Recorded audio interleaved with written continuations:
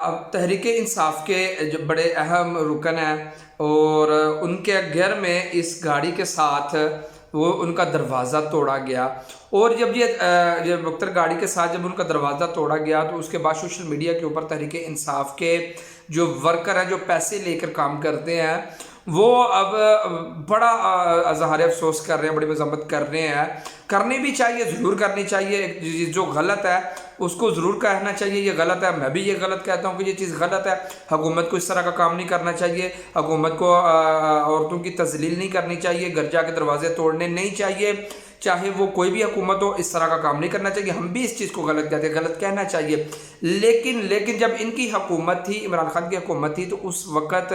دروازے، اس گاڑی سے دروازے نہیں توڑے گئے، اس گاڑی سے بندوں کے اوپر، بندوں کی لاشوں کے اوپر سے جناب یہ گاڑی یہ اوپر سے چڑھائی گئی تھی، اور اس گاڑی کے نیچے سے بندے دیے گئے تھے، دروازے لکڑ کے دروازے نہیں، بندے انسان جو ہیں،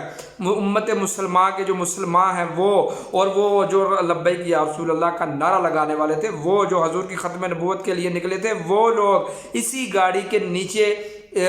اب جو ماضی کی حکومت ہے تحریک انصاف، اس حکومت کے اندر وہ بندے نیچے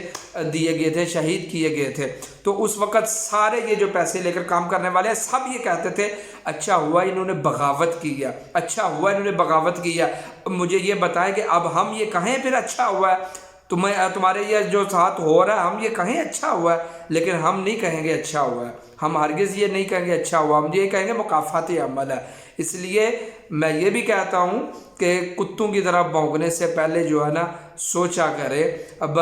جو کام تو نے تحریک لبیک کے ساتھ کیے تھے وہی کام تمہارے ساتھ ہو رہے ہیں، وہی کام تمہارے ساتھ ہو رہے ہیں۔ یہ